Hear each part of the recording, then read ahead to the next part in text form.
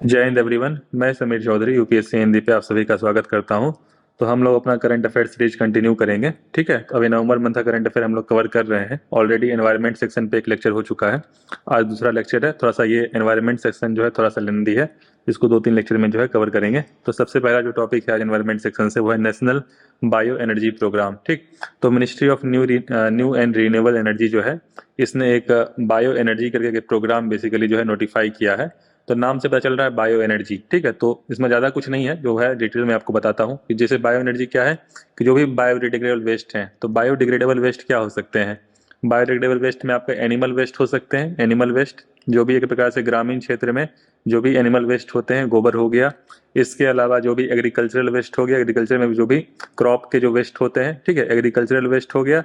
और बाकी जो हाउस होल्ड वेस्ट होते हैं, ठीक है, हाउस होल्ड वेस्ट। तो किस प्रकार से जो भी बायोडिग्रेडेबल वेस्ट हैं उनको जो है हम लोग एक प्रकार से कॉम्प्रेस्ड बायोगैस, तो कॉम्प्रेस्ड बायोगैस में कन्वर्ट करके बायो एनर्जी के फॉर्म में उसको यूज करें। समझ रहे ना, मतलब ये जो है क्या बन जाएगा, मीथेन बन जाएगा। मीथेन बन जाएगा और मीथेन प्लस CO2। तो मीथेन जो है एक प्रकार से क्या है, नेचुरल गैस है। मीथेन क्या है, नेचुरल गैस है। ठीक है, जैसे CNG में भी जो होता है मीथेन ही होता है, CH4 ही होता है 90%। और कॉम्प्रेस्ड बायोगैस जो होता है इसमें भी क्या होता है, मीथेन ही होता है। ठीक है, तो ये नेचुरल गैस का काम करेगा और इसको हम लोग जो है उसमें यूज कर सकते हैं। बेसिकली जो हम लोग ऑटोमेटिव फ्यूल्स की तरह यूज कर सकते हैं। जैसे ऑटोमेटिव जो ऑटो होते हैं उसमें क्या होता है, CNG फ्यूल्स यूज होते हैं, तो वहाँ पे जो है इसका हम लोग यूज कर सकते हैं। तो बस इसी पर्पज से जो है ये प्रोग्राम जो है ministry of new and renewable energy, जो कि एज ए रिन्यूएबल एनर्जी जो है इसको यूज किया जा सकेगा। और जो फॉसिल फ्यूल पे डिपेंडेबिलिटी है, तो फॉसिल फ्यूल जो भी हम लोग यूज करते हैं, पेट्रोल डीजल, उस पर जो डिपेंडेबिलिटी है वो कम हो सकेगी।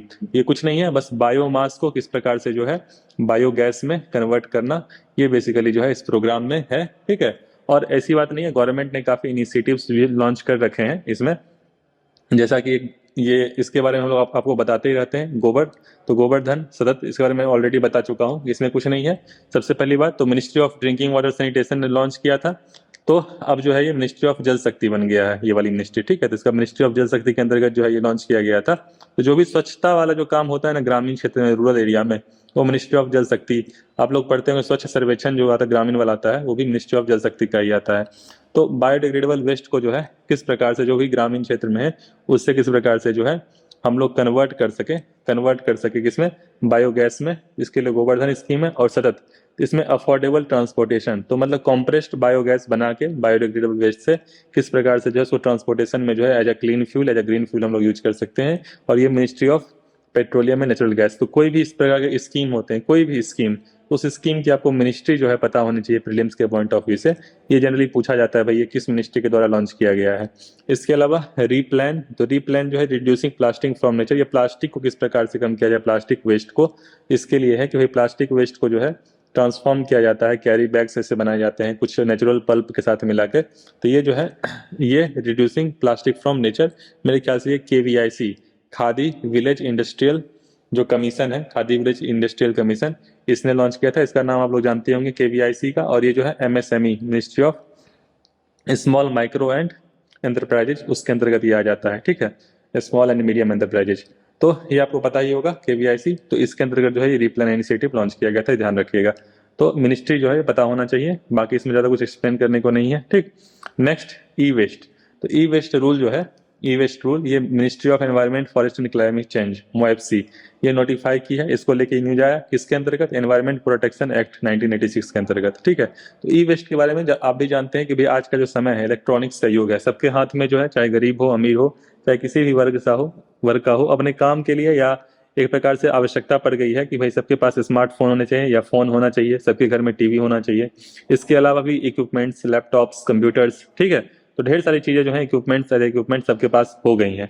लेकिन कोई इसके बारे में नहीं सोचता, लॉन्ग टर्म प्लानिंग नहीं सोचता। जैसे प्लास्टिक जब आया था, जब प्लास्टिक शुरुआत में जब इन्वेंट हुआ था, तो उस समय प्लास्टिक जो है इतना यूजफुल लग रहा था, भाई कैरी करने में आसानी होती है, ठीक है, बहुत ही हल्का होता है। लेकिन आज को जो है प्लास्टिक जो है एक वेस्ट की समस्या उपस्थित हो गया है। सिमिलरली क्या है, इलेक्ट्रॉनिक्स का हम लोग उपयोग तो कर रहे हैं, बहुत काम की चीज है, लेकिन क्या है समय के साथ क्या है, वेस्ट। अब बेसिकली इलेक्ट्रॉनिक वेस्ट एक एक बार जो है आपका मोबाइल जो है खराब हो गया, कंप्यूटर खराब हो गया, फिर कहाँ जाता है वो? वेस्ट ही तो बन जाएगा और एनवायरनमेंट में वो डिग्रेड नहीं हो सकता है। जितनी आसानी से हाउस होल्ड वेस्ट जो है, आपके सब्जी के छिलके जो है वे आपस में डिकम्पोज हो जाएंगे एनवायरनमेंट में, उतनी आसानी से तो इलेक्ट्रॉनिक वेस्ट डिकम्पोज होने वाला नहीं है। आने वाले मेरे ख्याल से सैकड़ों हजारों साल तक वेस्ट जो है वो डिकम्पोज नहीं होगा, क्योंकि इसमें प्लास्टिक कंपोनेंट्स हैं और भी मिनरल्स जो जिससे वो बना होता है। तो ये एक बहुत बड़ी समस्या हो गई है इलेक्ट्रॉनिक वेस्ट। तो इलेक्ट्रॉनिक वेस्ट को किस प्रकार से जो है रिसाइकल किया जाए, समझ रहे हैं ना, किस प्रकार से प्रोसेस किया जाए, उसके लिए रूल लाया गया है। ठीक, तो ई वेस्ट को है, ई वेस्ट का मतलब आप समझ गए ई वेस्ट क्या होता है। तो इसके लिए जो है सबसे पहली बात तो जिम्मेदारी दी गई है कि सभी जितने भी प्रोड्यूसर होते हैं, जो भी मैन्युफैक्चरर होते हैं इलेक्ट्रॉनिक्स के, उनको CPCB central pollution control board के तहत जो है रजिस्टर करना पड़ेगा। इनको क्या करना पड़ेगा? सीपीसीबी से रजिस्टर करना पड़ेगा। ठीक है, इसके अलावा कि एक जो सबसे बड़ी समस्या है, एक सबसे बड़ी समस्या ये है, जैसे कि यहाँ पे मैंने यहाँ पे पॉइंट है कि भाई एक राइट टू रिपेयर। तो रिपेयर वाला क्या इशू होता है कि भाई कोई भी आपके पास मान लीजिए एचपी का कंप्यूटर है, आपके पास डेल का कंप्यूटर है, तो होता क्या है कि इसमें कोई भी समस्या आती है तो उसका जो स्पेसिफिक पार्ट होता है, उस कंप्यूटर का जो कोई पार्ट पुर्जे होते हैं जो कि सही करने होते हैं, वो उस कंपनी के पास ही आपको जाना पड़ता है, उसके जो ऑफिशियल सर्विस सेंटर होता है उसके पास ही जाना पड़ता है। लेकिन राइट टू रिपेयर जो है गवर्नमेंट चाहती है भाई राइट टू रिपेयर को लेके कि भाई कोई भी इस प्रकार का इलेक्ट्रॉनिक इक्विपमेंट है, उसमें जो कंपनी है कंपनी जो है एक इस प्रकार से जो है डिस्क्लोज करे, प्रोडक्ट्स के डिटेल्स को डिस्क्लोज करे कि भाई कोई भी व्यक्ति, थर्ड पार्टी सर्विस मतलब कोई भी व्यक्ति जो है उसको रिपेयर कर सके, उसका यूज कर सके। तो इस तरीके से कुछ होना चाहिए कि मान लीजिए आपके कंप्यूटर में बैटरी खराब होता है, ऐसे काफी लोगों को क्या होता है, ऐसे कंप्यूटर में बैटरी खराब होता है तो उनको दूसरा कंप्यूटर लेना पड़ता है, समझ रहे हैं ना। तो ऐसा कुछ होना चाहिए कि भाई कंपनी जो है सस्ते दाम पे कुछ बैटरी अवेलेबल कराए, या कुछ रिप्लेसमेंट का एक होना चाहिए कि भाई कुछ रिप्लेस करके जो है वही कंप्यूटर फिर से यूज किया जा सके। ऐसा ना हो कि भाई हर 3-4 साल पे जो है लैपटॉप कोई दूसरा खरीदना पड़ रहा है। तो ये सारी चीजें जो है राइट टू रिपेयर के अंतर्गत आ गई कि भाई कुछ रिपेयर करने का भी ऑप्शन होना चाहिए, और ऐसा नहीं कि सिर्फ ऑफिशियल सेंटर के थ्रू या वहां पे कुछ रिस्ट्रिक्टिव प्राइस होगा भाई ऑफिशियल सेंटर के, आप इतना पैसा देंगे तभी हो पाएगा, नहीं, थर्ड पार्टी के थ्रू होना चाहिए। और प्रोडक्ट्स के डिटेल्स को भी जो है डिस्क्लोज किया जाना चाहिए कि भाई किस प्रकार से उसको रिपेयर कर सकते हैं। ठीक है, इसके अलावा लाइफ कैंपेन के बारे में बताया ही था मैंने, कहीं पे मेरे ख्याल से आया था कि 26 जो यूनाइटेड नेशन का जो यूएनएफसीसी वाला जो हुआ था कॉन्फ्रेंस, क्लाइमेट चेंज कॉन्फ्रेंस, उसमें ग्लासगो में हुआ था जैसा कि मैंने कल ही बताया था, और 27 वाला जो है इजिप्ट में हुआ था, शर्म अल शेख में। तो वहाँ पे जो है किस प्रकार से हम लोग अपने लाइफ स्टाइल को चेंज कर सकते हैं, क्योंकि हम ही लोग जो हैं वो रिस्पॉन्सिबल होते हैं किसी भी चीज़ के लिए, तो हम लोग अपना लाइफ स्टाइल किस प्रकार से चेंज कर सकते हैं एनवायरमेंट फ्रेंडली। इसके अलावा इंडिया की स्थिति आप देख लीजिए, ये आपको फैक्ट पता होना चाहिए कि India third largest electronic waste producer है। तो ये फैक्ट आप एग्जाम के पॉइंट ऑफ व्यू से ध्यान रखिएगा। इंडिया जो है तीसरे नंबर पे है, पहले नंबर पे जो है चाइना है, दूसरे नंबर पे यूनाइटेड स्टेट है, और तीसरे नंबर पे इंडिया है इलेक्ट्रॉनिक वेस्ट प्रोड्यूसर, ये बात ध्यान रखिएगा। और इंडिया जो है ऑलमोस्ट 4 मिलियन मेट्रिक टन, ये साल का दिखाया डाटा, इतना जो है मेट्रिक टन, समझ रहे हैं, एक टन में जो है 1000 के लिए होता है, ये 4 मिलियन मेट्रिक टन की बात कर रहा है, इतना इलेक्ट्रॉनिक वेस्ट इंडिया जनरेट करता है हर साल। तो आप समझ सकते हैं, और यहाँ पे दिया कि 40 फोल्ड मतलब 40 टाइम्स 40 फोल्ड मतलब 40 गुना जो है ये 2050 तक ये अमाउंट हो जाने वाला है। तो ये बहुत ही अच्छी स्थिति नहीं है, तो अपने को जो है किसी प्रकार से रिसाइकिल करना चाहिए। और एक्सटेंडेड प्रोड्यूसर रिस्पॉन्सिबिलिटी, मतलब जैसा कि एक्सटेंडेड प्रोड्यूसर रिस्पॉन्सिबिलिटी क्या है कि भाई जब भी वो इलेक्ट्रॉनिक इक्विपमेंट कोई भी चीज़ खराब होती है तो उसका जो प्रोड्यूसर होते हैं उसकी रिस्पॉन्सिबिलिटी होती है कि भाई वो किस प्रकार से उसको रिसाइकिल करें। ठीक है, उसमें अपना कुछ जिम्मेदारी निभाएं, या तो अपना फिजिकल जिम्मेदारी, ठीक है, या तो कलेक्ट करें, खुद से कलेक्ट करें उसको, क्या कहते हैं, रिसाइकिल करें, या फिजिकल, या कुछ पैसे जो हैं वो दिए जाएं, किसको दिए जाएं, जो भी रिसाइकिल कर रही है, जो भी रिसाइकिल कर रहा है उसको कुछ पैसे दिए जाएं। तो ये एक्सटेंडेड प्रोड्यूसर रिस्पॉन्सिबिलिटी जो है उसकी भी जिम्मेदारी जो है इलेक्ट्रॉनिक वेस्ट में दी जानी चाहिए। ठीक है, नेक्स्ट टॉपिक है great Nicobar mega development project. अब ये न्यूज में इसलिए आया कि जो ग्रेट निकोबार आइलैंड है, ग्रेट निकोबार आइलैंड में कुछ फॉरेस्ट को, जो वहाँ का फॉरेस्ट था उसको हटाकर, उसको काट कर जो है कुछ डेवलपमेंट प्रोजेक्ट लाया जा रहा है। ठीक है, ये इसलिए ये न्यूज में आ गया। अब इसमें क्या है, अब अंडमान निकोबार आइलैंड जो है वो न्यूज में आ गया, तो आपको सब कुछ जानना चाहिए भाई अंडमान निकोबार आइलैंड के बारे में। तो ग्रेट निकोबार आइलैंड जो है ये काफी जो साउथर्न पॉइंट है, इसके बारे में थोड़ा सा मैं आपको बताऊं कि बेसिकली मान लीजिए अंडमान निकोबार आइलैंड आप देखेंगे जो बे ऑफ बंगाल है, ठीक है, नीचे जो अंडमान सी के पास जो है वो अंडमान एंड निकोबार जो है वो आइलैंड है। ठीक है, उसके बारे में आपको सब कुछ पता होना चाहिए कि सबसे पहले जैसे मान लीजिए जैसे म्यांमार है, तो म्यांमार के नीचे यहाँ कोको चैनल है, तो कोको चैनल है, मेरे ख्याल से म्यांमार को बिलोंग करता है कोको चैनल। उसके नीचे आता है नॉर्थ अंडमान, अब यहाँ से इंडिया है। ठीक है, तो इसका ये सभी आइलैंड्स हैं बे ऑफ बंगाल में। इसका जो नॉर्थ अंडमान नॉर्थ अंडमान के नीचे आता है मिडिल अंडमान। ये सीक्वेंस आपको पता होना चाहिए, आपसे एग्जाम में जो है डायरेक्टली पूछा जा सकता है ये सीक्वेंस। फिर आता है south Andaman, north Andaman, middle Andaman, south Andaman, ठीक है, साउथ अंडमान, ठीक। फिर यहाँ एक पैसेज आता है, सो डंकन पैसेज कहते हैं, डंकन पैसेज, ठीक है, ये आपको मिल जाएगा मैप में, वैसे मैं बता रहा हूँ कि सीक्वेंस आपको पता होना चाहिए। फिर आता है यहाँ पे लिटिल अंडमान, ये सभी सभी आइलैंड है, लिटिल अंडमान, ढेर सारे छोटे छोटे आइलैंड हैं लिटिल अंडमान। फिर यहाँ पे 10 डिग्री चैनल, ये 10 डिग्री चैनल आपको पता होना चाहिए। 10 डिग्री क्या है, लेटीट्यूड है, लेटीट्यूड, ठीक।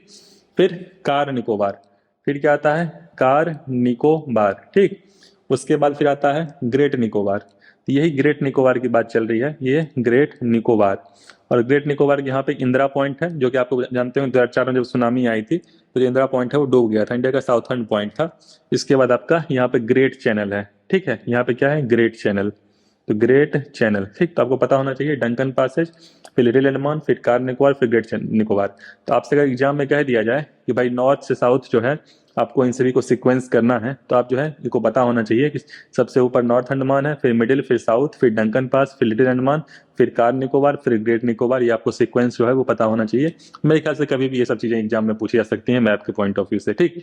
इसके अलावा मुझे बताने को यह जो अपना साउथ अंडमान है, जो अपना साउथ अंडमान है, इस पे 3 द्वीप हैं, 3 आइलैंड हैं, ठीक है, जिनका नाम आपको पता होना चाहिए और आप लोग जानते भी हैं। एक है स्वराज द्वीप, जिसका बाद में नाम दिया गया है स्वराज द्वीप, ठीक है।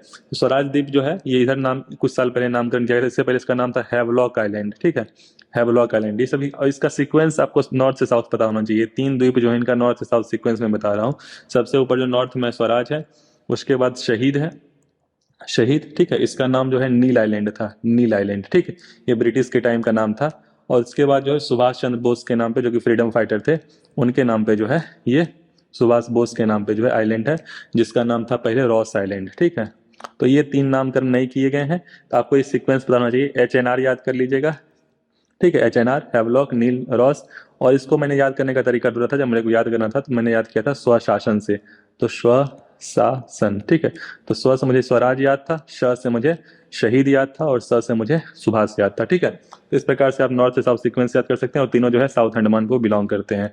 इसके अलावा यहाँ पे जो है नारकोंडम आइलैंड है, नॉर्थ अंडमान के पास यहाँ पे नारकोंडम आइलैंड है। इसके अलावा यहाँ पे जो है बैरन आइलैंड है। बैरन आइलैंड के बारे में आप लोग पढ़ते होंगे कि भाई वहाँ पे एक ज्वालामुखी है, ठीक है। तो ये सारी डिटेल्स जो है आपको पता होना चाहिए। वॉल्केनो है यहाँ पे, जो कि एक प्रकार से जो है वो है, मतलब अभी जो है एक्टिव नहीं है, ठीक है। तो ये सारी चीजें आपको पता होना चाहिए। तो ये ग्रेट निकोबार आइलैंड जो है न्यूज में आ गया, इसलिए आपको जो है ये डिटेल में आपको पता होना चाहिए।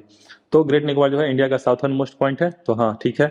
इसके अलावा it extend from north of Campbell Bay to Indira point, तो इंदिरा पॉइंट जो है इसका साउथर्न पोर्शन है, और नॉर्थ में कैंपेबल बे है, ठीक है। इसके अलावा यहाँ पे जो 2 ट्राइब्स हैं, ये ट्राइब्स आपको पता होना चाहिए कि शोम्पेन एंड निकोबारीज। तो शोम्पेन और निकोबारीज ये 2 ट्राइब्स हैं, ठीक है। ये दोनों ट्राइब्स जो हैं ग्रेट निकोबार आइलैंड पे रहती हैं, ठीक है। अब समझिए कि इस तरह का जो डिफॉरेस्टेशन होगा, जो प्रोजेक्ट्स लॉन्च होंगे, डेवलपमेंट प्रोजेक्ट्स, उससे क्या होगा, जो भी यहाँ पे जो इंडिजिनस ट्राइब हैं, जो वहाँ पे हजारों साल से रह रहे हैं, उनके लिए एक तरीके से क्या है, समस्या है।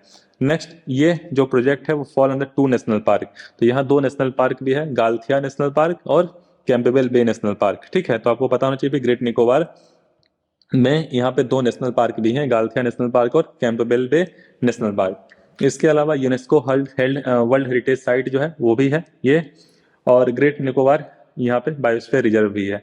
तो ये सारी चीजें जो हैं, ये आपको सारे के सारे फैक्ट्स आपको पता होना चाहिए। बाकी मैंने मैप के डिटेल्स आपको बताया कि ये सारे पॉइंट्स आपको पता होने चाहिए। तो कंपनसेटरी अफॉरेस्टेशन क्या है, सबसे पहली बात क्या हुआ कि भाई यहाँ पे प्रोजेक्ट होगा, डेवलपमेंट प्रोजेक्ट होगा, ऐसा जो है गवर्नमेंट ने नोटिफाई कर दिया। अच्छा, प्रोजेक्ट होगा तो गवर्नमेंट ने बोला कि अच्छा ठीक है, हम फॉरेस्ट जो है ऑलमोस्ट यहाँ पे फॉरेस्ट, जहाँ पे आप देख सकते हैं कि काफी ज्यादा फॉरेस्ट जो है हटाया जा रहा है। ऑलमोस्ट मेरे ख्याल से यहाँ पे 130 स्क्वायर किलोमीटर, तो 130 स्क्वायर किलोमीटर इतना फॉरेस्ट हटाया जा रहा है। तो गवर्नमेंट ने बोला कि हम फिर री अफॉरेस्टेशन करेंगे, तो हम जो है कहीं और पे आसपास जो है अफॉरेस्टेशन करेंगे, ताकि हम कंपनसेट करें, ठीक है। इसके लिए क्या है, कंपनसेटरी अफॉरेस्टेशन फंड आप लोग सुनते होंगे, या कंपनसेटरी अफॉरेस्टेशन मैनेजमेंट अथॉरिटी, ठीक है। इसके बारे में कंपा के बारे में जानते होंगे।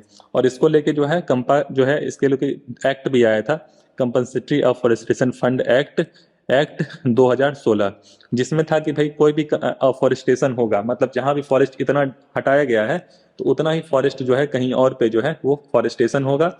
और इसमें जो है जो फंडिंग होगी, जो फंडिंग इसकी होगी उसमें 90% फंडिंग जो होगी वो स्टेट गवर्नमेंट के पास जाएगी और 10% फंडिंग जो होगी वो सेंट्रल गवर्नमेंट के पास जाएगी। तो समझ रहे हैं, इसके लिए अथॉरिटी है। तो यही है कि भाई जो फॉरेस्ट कंजर्वेशन एक्ट है इसके तहत कंपल्सरी फॉरेस्टेशन ये आया था कि भाई आप भी कभी भी इस प्रकार से माइनिंग या इंफ्रास्ट्रक्चर डेवलपमेंट प्रोजेक्ट लाते हैं तो अगर आप डिफॉरेस्टेशन करते हैं, वहां से फॉरेस्ट हटाते हैं, तो आपको कहीं और पे जो है वो फॉरेस्टेशन करना पड़ेगा। वहां पे जो है आपको फिर से जो है जंगल जो है एक प्रकार से आपको वहां लगाना पड़ेगा, ठीक है।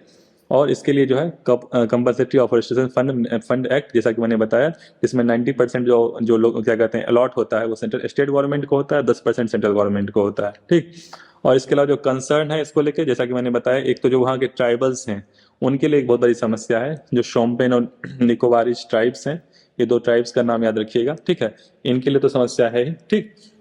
इसके अलावा यहाँ पे दिया हुआ है कि लगभग इतने ट्री 8 लाख ट्री जो हैं वो हटा दिए जाएंगे। और वहाँ के जो भी फौना है, मतलब जो भी वहाँ के एनिमल्स हैं, चाहे वो सी टर्टल्स हैं, निकोबार मेगा पोड हैं और निकोबार मैकेक्यू हैं, वहाँ के जो भी क्रोकोडाइल्स हैं, तो उनके लिए बेसिकली क्या हो जाएगी, वो समस्या हो जाएगी, ठीक है। तो आपको जो है मेरे ख्याल से ये समझ में आ गया। तो जो भी फैक्ट्स हैं आप एक बार देख लीजिएगा। Next global forest declaration assessment report, तो ये रिपोर्ट जो है ये लॉन्च किया गया, ठीक है। तो ये रिपोर्ट जो है ये लॉन्च किया गया, किसने किया? New York declaration on forest and Glasgow leaders declaration on forest and land use, ठीक। तो ये दोनों ने जो है अपना ये क्या कहते हैं ये असेसमेंट जो है एक प्रकार से रिपोर्ट निकाला, फॉरेस्ट के ऊपर असेसमेंट किया है, ठीक है।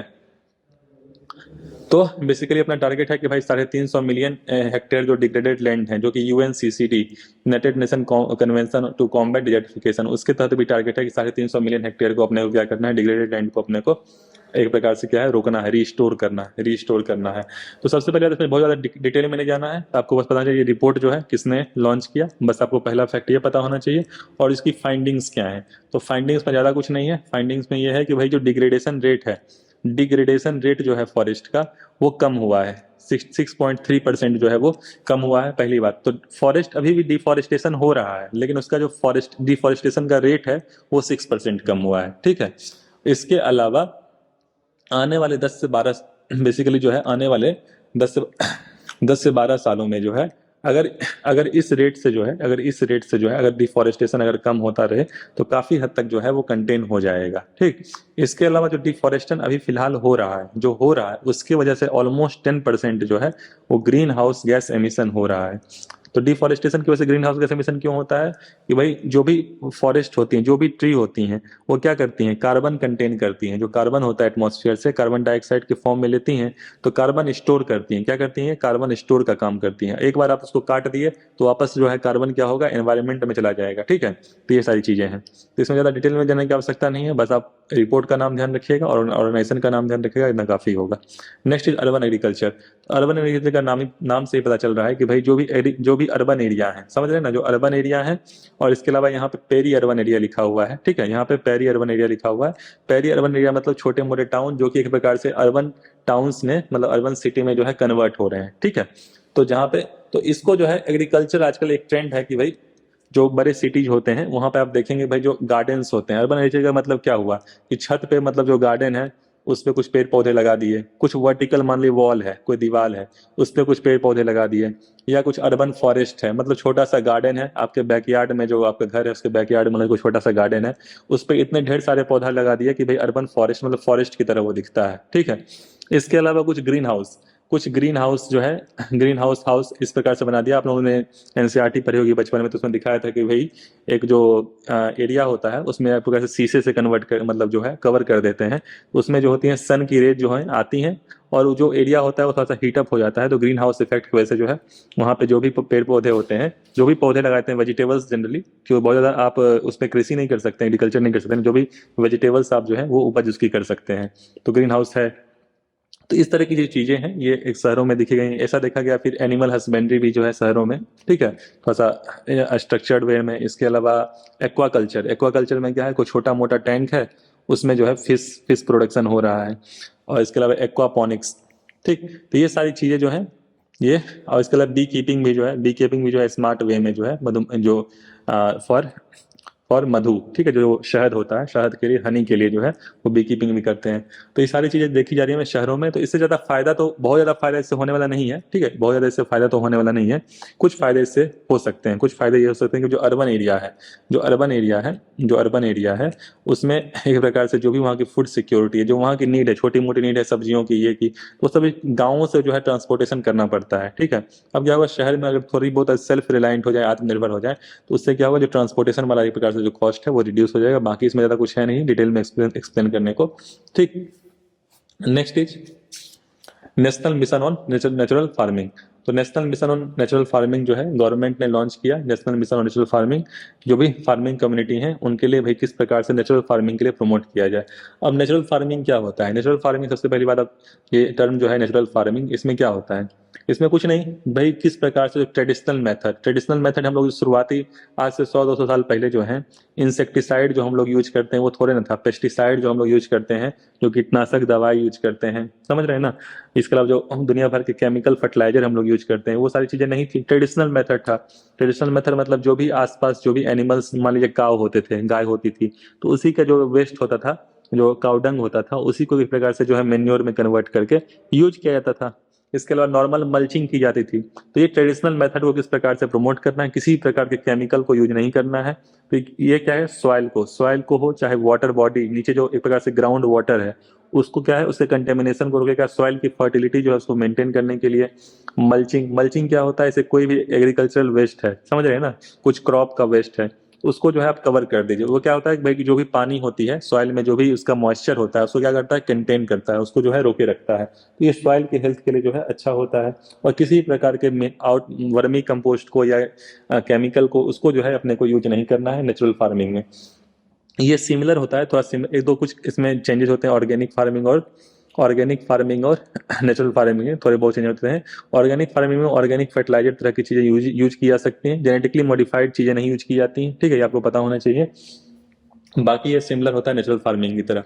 तो देखा गया सबसे ज्यादा जो है गुजरात जो है नंबर 1 पे है, आपको ध्यान रखिएगा, गुजरात नंबर 1 पे है। और आंध्र प्रदेश आंध्र प्रदेश ये नंबर 2 पे है नेचुरल फार्मिंग में, ठीक। ऑर्गेनिक फार्मिंग का चेक कर लीजिएगा कौन नंबर 1 नंबर 2 पे है। नंबर 1 नंबर 2 किस चीज पे है? ये एरिया। तो सबसे ज्यादा एरिया जो है वो गुजरात में जो है वो नेचुरल फार्मिंग के अंदर है। उसके बाद क्या है आपका आंध्र प्रदेश, ठीक। ये बातें ध्यान रखिएगा। और इंडिया में लगभग 10 लाख हेक्टेयर, तो 10 लाख हेक्टेयर जो है, इतना एरिया जो है वो नेचुरल फार्मिंग के अंतर्गत आ रहा है, ठीक।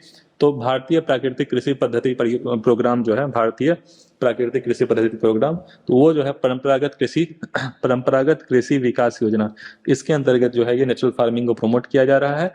और इसमें किन चीजों पे ध्यान दिया जा रहा है इसके नीचे? बीजा अमृत बेसिकली क्या है, जो भी सीड्स होते हैं, जो कि हम लोग क्रॉप जिसके लगाते हैं, उसको जो है प्रकार से, जो भी काउडंग है, काउडंग और काउ यूरिन, ठीक है, तो काउडंग और काउ यूरिन, ठीक है, तो काउडंग, काउ यूरिन और जो भी लाइम होता है, ठीक है, तो इसके साथ ट्रीट करके जो है एक प्रकार से उसको प्रोसेस करते हैं बीजामृत। इसके अलावा ये सभी टर्मिनोलॉजी आपको बताना चाहिए कि भाई ये नेचुरल फार्मिंग से रिलेटेड है। इसके अलावा जीवामृत, तो जीवामृत में कुछ नहीं होता है। जीवामृत में जो है आपका जो सॉइल है, सॉइल की फर्टिलिटी को मेंटेन करने के लिए जो है काउडंग, यूरिन और जो भी फ्लोड ऑफ पल्सेस, जैगरी, इसका यूज किया जाता है। बाकी मल्चिंग के बारे में बताया कि भाई मल्चिंग जो होगा वो होगा सॉइल की हेल्थ को मेंटेन करने के लिए। तो ये सारी चीजें जो है वो है, बाकी किसी भी प्रकार केमिकल को यूज नहीं किया जाएगा, ठीक। Next is international year of millet. तो ये भी मैं कई बार बताता रहता हूँ, जैसे 2018 में जो है India national year of millet बनाया था। मिलेट्स में क्या आते हैं जनरली, जो है मोटा मोटी ज्वार बाजरा रागी, ठीक है, तो ज्वार बाजरा रागी जो है ये मिलेट्स में आ जाते हैं, ठीक। तो इनको किस प्रकार से जो है प्रमोट करना है, ऐसा देखा गया जब अपना ग्रीन रिवॉल्यूशन हुआ था, तो ग्रीन रिवॉल्यूशन के बाद क्या हुआ कि जो भी ये हम लोग क्रॉप्स जनरली देखते हैं, जैसे कि पैडी हो गया और वीट हो गया, इसका प्रोडक्शन काफी ज्यादा बढ़ा एज अ ग्रेन। मोटा मोटी अगर आपसे ग्रेन पूछा जाए भाई क्या खाते हैं, स्टेपल फूड आप लोग डेली बेसिस पे क्या खाते हैं, तो मोटा मोटी चावल दाल रोटी सब्जी यही खाते हैं, ठीक है।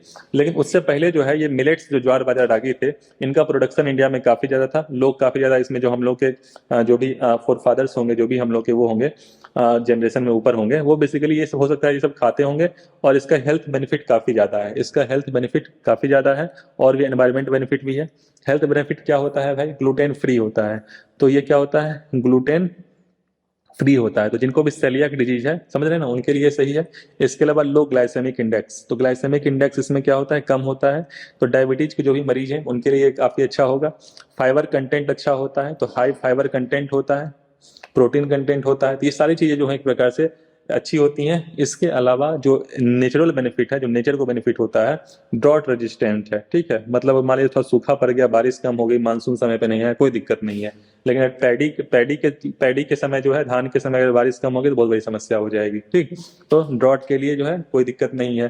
तो एक प्रकार से क्या है, एनवायरमेंट जो है वो रेजिस्टेंट है, मतलब एनवायरमेंट फ्रेंडली है, लेस वाटर इंटेंसिव है, मतलब पानी कम चाहिए इसको एक प्रकार से उपज करने के लिए। इसके अलावा ये सारी चीजें जो है ध्यान रखनी चाहिए। इसके और भी हेल्थ बेनिफिट्स हैं, तो इसलिए जो है गवर्नमेंट प्रमोट करना चाह रही है। और चूंकि इंडिया में जो है वो पैडी कल्टीवेशन काफी ज्यादा होता है, उस वजह से ग्राउंड वाटर का एक्सट्रैक्शन काफी ज्यादा होता है, जो कि एक बहुत बड़ी समस्या है। तो गवर्नमेंट भी चाहती है किस प्रकार से लोग जो है मिलेट्स पे ध्यान दें, लोगों का हेल्थ भी वो हो, और सॉइल की फर्टिलिटी भी जो थोड़ा सा उसमें सुधार हो। तो एफएओ को एक प्रकार से गवर्नमेंट ने 2021 में, यूनाइटेड नेशन ने इंडिया के प्रस्ताव को स्वीकार किया था कि भैया 2023 में इंटरनेशनल ईयर ऑफ मिलेट मनाएंगे, तो उसी को लेकर ये न्यूज में आया। तो मिलेट जो है ये एक प्रकार से, मिलेट्स में 3 प्रकार में, ज्वार बाजरा रागी मैंने बताया सबसे पहली बात, ठीक है, ज्वार बाजरा रागी आपको पता होना चाहिए तीनों कहाँ सबसे ज्यादा होते हैं। तो ज्वार जो है महाराष्ट्र में सबसे ज्यादा होता है, ठीक है, महाराष्ट्र में, बाजरा राजस्थान में, और रागी जो है वो कर्नाटका में, ठीक। और ज्वार जो है, ज्वार को सोरगम भी कहते हैं, कंफ्यूज मत होइएगा, कहीं सोरगम लिखा उसको ज्वार कहते हैं। इसके अलावा पर्ल मिलेट, इसके अलावा इसको जो बाजरा है इसको पर्ल मिलेट कहते हैं, पर्ल मिलेट, ठीक। और जो रागी है, जो रागी है इसको क्या कहते हैं, रागी को फिंगर मिलेट कहते हैं। इसके अलावा और भी कई तरह के मिलेट्स होते हैं, और भी कई तरह के मिलेट्स होते हैं, तो कंफ्यूज मत होइएगा। ये मेजर मिलेट, इन तीनों को मेजर मिलेट कहते हैं, माइनर मिलेट्स कई प्रकार के होते हैं। तो 2021 में यूनाइटेड नेशन ने अडॉप्ट किया इंडिया के प्रपोजल को कि 2023 में हम लोग इंटरनेशनल ईयर ऑफ मिलेट बनाएंगे। ऐसा क्यों कर रही है, लोगों में अवेयरनेस फैलाने के लिए कि भाई मिलेट जो ज्वार बाजरा है इनको आप खा सकते हैं, कोर्स ग्रेन्स जो होते हैं आपके हेल्थ के लिए बेनिफिट है, आपके न्यूट्रिशन के लिए बेनिफिट है, न्यूट्रिशनल वैल्यू उसकी अच्छी खासी है। और जो लोगों में आजकल जो है ये जो डायबिटीज हो रही है उसको एक प्रकार से जो है काउंटर करने के लिए भी काफी सही होगा। Next is sites. तो साइट्स जो है बॉडी है एक प्रकार से convention on international trading endangered species. तो एंडेंजर्ड स्पीसीज चाहे वो फ्लोरा हो चाहे फौना हो, उसका जो है इस प्रकार से ट्रेड को मॉनिटर करने के लिए साइट्स प्रोग्राम आया था। और इसका जो है कॉन्फ्रेंस हुआ पनामा। पनामा कहाँ है, पनामा का लोकेशन जो कि न्यूज में आ गया ना, तो पनामा का लोकेशन आपको पता होना चाहिए। तो जो भी सेंट्रल अमेरिका है, सेंट्रल अमेरिका समझ, नॉर्थ अमेरिका, पनामा सबसे पहले नॉर्थ अमेरिका में आता है। तो नॉर्थ अमेरिका के बिल्कुल साउथ में, समझ रहे हैं ना, जहाँ पे आपका कोस्टा रिका आ जाएगा। तो कोस्टा रिका कोलंबिया, तो कोस्टा रिका कोलंबिया वेनेजुएला उसके साथ बॉर्डर लगता है। तो जो भी इस्थमस है, इस्थमस, इस्थमस क्या होता है, इस्थमस क्या होता है, इस्थमस बेसिकली एक बॉडी ऑफ लैंड होता है जो कि दो बड़े लैंड को जोड़ता है, ठीक है। और स्ट्रेट क्या होता है, स्ट्रेट क्या होता है, बॉडी ऑफ वाटर जो दो वाटर बॉडी को जोड़ता है। तो ये एक प्रकार से नॉर्थ अमेरिका और साउथ अमेरिका को जोड़ता है, ठीक है। तो पनामा जो है ये बिल्कुल से जो साउथ अमेरिका है उसके नॉर्थ में, और जो नॉर्थ अमेरिका उसके बिल्कुल साउथ में जो है एक प्रकार से लिंक है पनामा। पनामा तो ये कंट्री है, पनामा जो है कंट्री है, ठीक। आसपास इसके कोस्टा रिका कोलंबिया वेनेजुएला है, ठीक, बॉर्डरिंग स्टेट है। ये सारी बातें आपको पता होनी चाहिए। तो यहाँ पे जो है ये कॉन्फ्रेंस हुआ। तो पनामा के आसपास कौन सा है, वो है तो कैरेबियन सी है, कैरेबियन सी है। तो कैरेबियन सी और नॉर्थ पैसिफिक ओशियन के एक प्रकार से वो इसको जोड़ता है, ठीक है। तो यहाँ पे जो है कॉप जो कॉन्फ्रेंस ऑफ पार्टी होता है साइट्स का, उसको वर्ल्ड वाइल्ड लाइफ कॉन्फ्रेंस भी कहते हैं, वर्ल्ड वाइल्ड लाइफ काउंसिल भी कहते हैं। और इसमें जो है अलग अलग किस प्रकार से स्पीसीज हैं उनको किस प्रकार से प्रोटेक्ट करना है, उनके ट्रेड को किस प्रकार से मॉनिटर करना है, तो उसको लेके जो है ये मीटिंग्स होती हैं। तो साइट्स के बारे में आपको पता होना चाहिए कि साइट्स जो है वो इंटरनेशनल एग्रीमेंट है ट्रेड ऑफ एनिमल्स को लेके, ट्रेड ऑफ एनिमल्स को लेके, पहली बात। दूसरी बात कि भाई ये एंटर्ड इन फोर्स 1963 में जो है अडॉप्ट हुआ था, और एंटर्ड इन फोर्स जो है 1975 में, तो ये 2 साल ध्यान रखिएगा। इसके अलावा जो साइट्स का सेक्रेटरीट है वो जेनेवा स्विट्जरलैंड है, ये भी ध्यान रखिएगा। और इसमें 3 अपेंडिसेज होते हैं, अपेंडिक्स 1, अपेंडिक्स 1, 2, 3।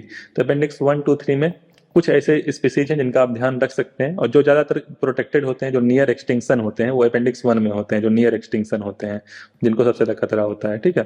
अपेंडिक्स 1, 2, 3 ये 3 होता है। जैसे आईयूसीएन में होता है ना, एंडेंजर्ड, क्रिटिकली एंडेंजर्ड, वल्नरेबल, वैसे इनका अपेंडिक्स 1, 2 और 3 होता है, ठीक। और जो साइट्स है इसकी टीटी जो है वो लीगली बाइंडिंग है, ये ध्यान रखिएगा कि ये लीगली बाइंडिंग है।